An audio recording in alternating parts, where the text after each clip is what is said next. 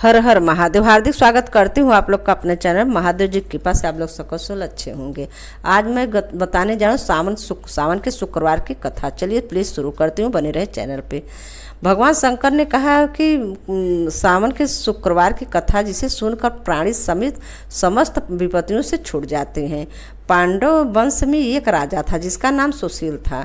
उसके यहाँ कोई संतान नहीं था। उसकी पत्नी का नाम सुगेसी था।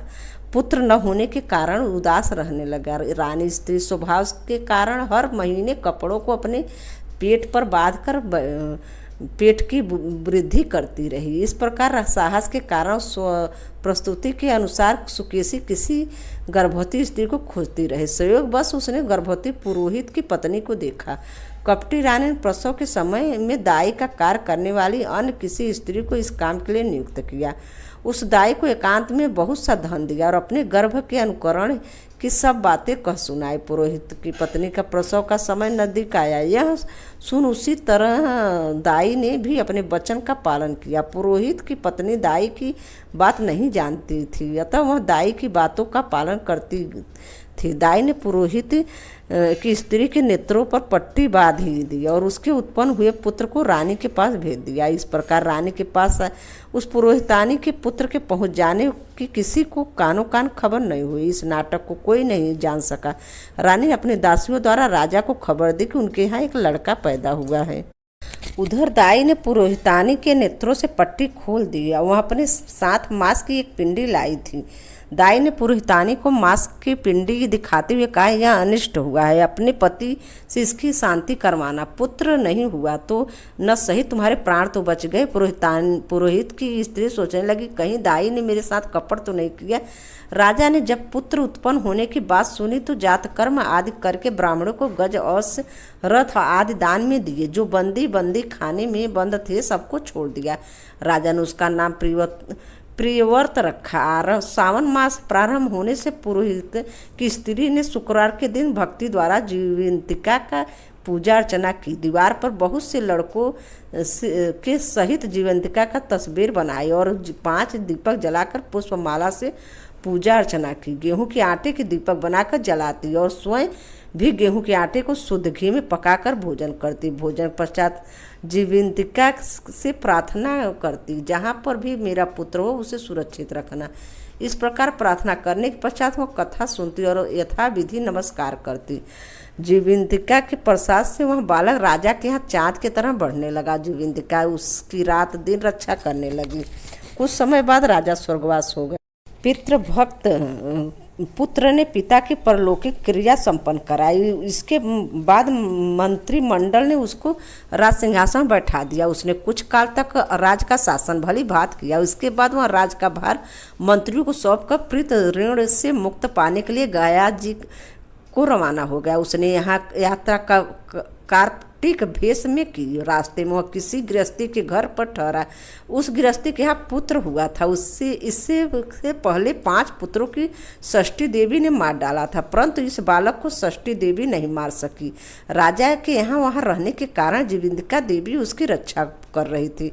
गृहस्थ ने जब अपने लड़के को जीवित अवस्था में देखा तो उसका पक्का विश्वास हो गया कि यह बालक अथित राजा के कारण ही जीवित है। उसने राजा से एक दिन घर पर ठहरने की कृपा की, क्योंकि आपकी कृपा से मेरा 6ठा पुत्र जीवित है। गृहस्थ के प्रार्थना पर राजा एक दिन के लिए उनके यहाँ रुक गया। फिर वह गया जी चला गया और वह पिंड देने लगा। पिंड देते समय उसे बड़ा आश्चर्य हुआ। उसने देखा कि पिंड को ग्रहण करने के लिए 2 हाथ बाहर निकले हैं। एक विद्वान ब्राह्मण से उसने पूछा कि यह सब क्या मामला है। ब्राह्मण बोला, ये दोनों हाथ तुम्हारे पिता के हैं। घर जाकर अपनी माता से पूछना कि ऐसा क्यों हुआ, तुम्हारी माता ही बताएंगे। लौटते समय राजा फिर उसी गृहस्थ के यहाँ ठहरा। उसके यहाँ अब दूसरा पुत्र पैदा हुआ था जो केवल 7 दिन का था। इस लड़के को लेने जब षष्ठी देवी आए तो जीवंतिका देवी ने उसे बालक को नहीं जाने दिया। षष्ठी देवी ने जीवंतिका देवी से पूछा कि आप इन लड़कों को क्यों बचा रहे हैं। उसकी माँ ने कौन सा व्रत किया है जो कि दिन रात आप इसकी रक्षा करते हैं। राजा भी उस समय जाग रहा था। वह दोनों देवियों को सुन रहा था। वह नींद का बहाना करके पड़ा रहा। जीविंदिका बोली, इनके यहाँ जो अतिथि ठहरा हुआ है उसकी माँ सावन के महीने में शुक्रवार के दिन मेरा पूजन तथा व्रत नियम अनुसार करती है। वह नियम क्या है और किस प्रकार किया जाता है मैं तुम्हें बताती हूँ। इसकी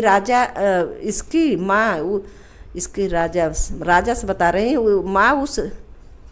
इसकी माँ उस दिन हरे रंग के वस्त्र और हरे रंग की चूड़ियाँ नहीं पहनती, चावल के धोवन माड़ को कभी नहीं लागती, हरे पत्तों के मंडप के नीचे नहीं जाती, हरे रंग की साग सब्जी नहीं खाती।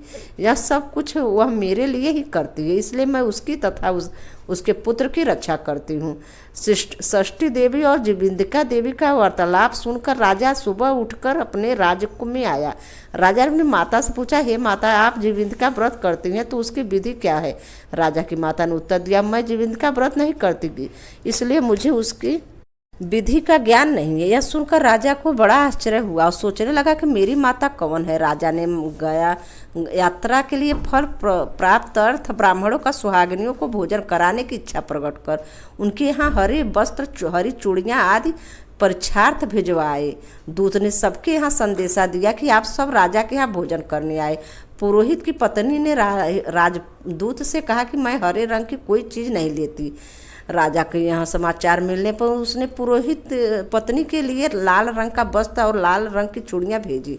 पुरोहित पत्नी ने उन चीज़ों को ले लिया और राजमहल में आई। पुरोहित पत्नी को देखकर राजा ने हाथ जोड़कर उसका अभिवादन किया और नियम का पालन करने के कारण पूछा। इसका कारण शुक्रवार व्रत बताया। राजा को देखकर सभी उसी समय उसके स्तनों से मात्र प्रेम के भाव के कारण दूध निकलने लगा। उस दूध से राजा भली प्रकार संचित हो गए। गया में 2 हाथ निकलने से तथा रास्ते में गृहस्थ के यहाँ देवी से बातचीत और स्तनों से दूध निकलने से राजा को पक्का विश्वास हो गया कि यही उसकी माता है। राजा ने पूछा, हे माते, भय मत करो और मुझे मेरे जन्म की सही हाल बताओ।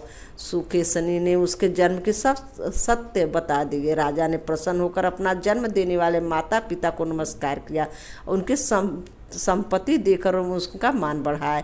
एक दिन रात को राजा ने जीविंदिका से प्रार्थना की कि हे देवी, मेरे जन्मदाता पिता तो मौजूद है, फिर गया मैं पानी में 2 हाथ किसके निकले थे।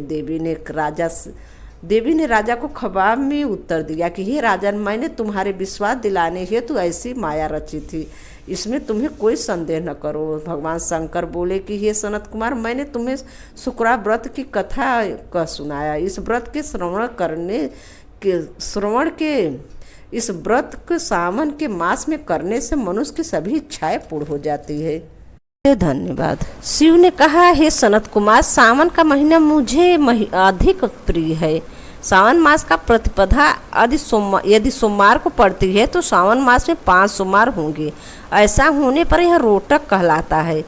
उस दिन मनुष्य को व्रत रखना चाहिए। 3.5 मास का भी होता है। रोटक व्रत लक्ष्मी की वृद्धि करने वाला, सब कामनाओं को पूर्ण करने वाला और समस्त सिद्धियों को देने वाला है। और मैं तुमको रोटक व्रत को करने का विधान बताता हूँ।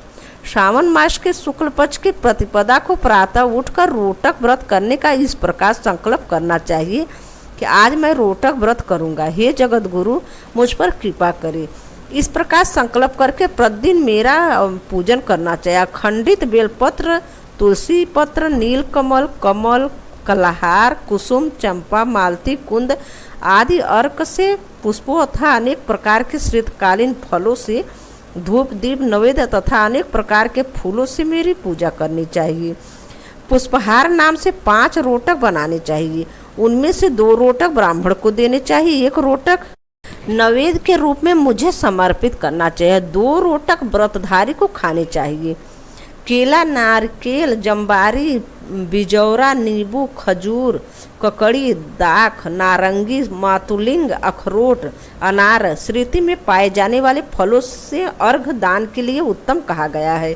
इस व्रत को पूर्ण कर लेने पर सब कामना पूरी हो जाती है। हे सनत कुमार, इस व्रत का पुण्य फल सुनो। जितना फल 7 समुद्र पर्यंत भूमि दान करने से मिलता है, उतना ही इस फल व्रत को विधि पूर्वक करने से प्राप्त हो जाता है। इस व्रत को 5 वर्ष तक करने से अतुल धन संपत्ति प्राप्त होते हैं। इसमें उद्यापन में सोने के 2 रोटक बनाने चाहिए। पहले दिन अधिवासन करके अन्य दिनों में प्रातःकाल शिव मंत्र द्वारा घी तथा बेल पत्रों से हवन करना चाहिए। घी तथा बेल पत्रों से हवन करना चाहिए। इस प्रकार व्रत करने से मनुष्य की सब कामनाएं पूरी होती है। हे सनत कुमार, अब तुम्हें मैं द्वितीया व्रत की कथा सुनाता हूँ। द्वितीया व्रत की विधि नियम बताती हूँ। इस व्रत को करने वाले प्राणी लक्ष्मीवान तथा पुत्रवान हो जाता है। यह व्रत आदुम्बर नाम से प्रसिद्ध है। यह सब पापों को नाश करने वाला है। मनुष्यों को श्रावण मास की द्वितीया तिथि को प्रातः संकल्प करके विधिवत व्रत करना चाहिए। इस व्रत में गूलर अदुम्बर के पेड़ की पूजा की जाती है। गूलर का पेड़ न मिले तो दीवार पर गूलर के पेड़ का चित्र बना लेना चाहिए। अर्चन विधि से अदुम्बर आपको नमस्कार है। हे हेम पुष्प का आपको नमस्कार है। जंतु फलयुक्त लाल अंड तुल्य सालयुक्त आपको नमस्कार है। इसके बाद शिव तथा शुक्र की पूजा करनी चाहिए। गूलर के 33 फलों से 11 फल ब्राह्मण को, 11 फल गूलर के 33 फलों से 11 फल ब्राह्मण को, 11 फल देवता को और शेष 11 फल को स्वयं ग्रहण कर खाने चाहिए। इस दिन अन्न नहीं खाना चाहिए। रात में शुक्र तथा मेरा भगवान शंकर का अर्चन करते हुए जागरण करना चाहिए। इस प्रकार इस व्रत को 11 वर्ष तक करे। फिर इसका उद्यापन करे। उद्यापन में सोने का फल, पुष्प, पत्ते आदि के साथ गूलर का पेड़ बनवाकर उसमें स्वर्ण की बनी हुई शुक्र तथा मेरी मूर्तियां रखकर पूजन करना चाहिए। दूसरे दिन प्रातःकाल छोटे छोटे गूलर के फलों से 108 हवन करे। अदुम्बर की लकड़ी, घी तथा तिलों द्वारा हवन करना चाहिए। हवन की समाप्ति पर आचार का पूजन करना चाहिए। अपनी सामर्थ्य के अनुसार ब्राह्मणों को भोजन कराना चाहिए। इसका फल करने से क्या फल मिलता है मैं तुम्हें बता रहा हूँ। जिस प्रकार गूलर का पेड़ फलों से लदा रहता है, उसी प्रकार व्रती के यहाँ भी बहुत से पुत्र होते हैं तथा वंश वृद्धि होती है। उसे कभी धन धान की कमी नहीं होती। धन संपदा घर में भरी रहती है और इसके करने से हर मनोकामना पूरी होती है। यहीं पे समाप्त होती है। हर हर महादेव। धन्यवाद। शिव ने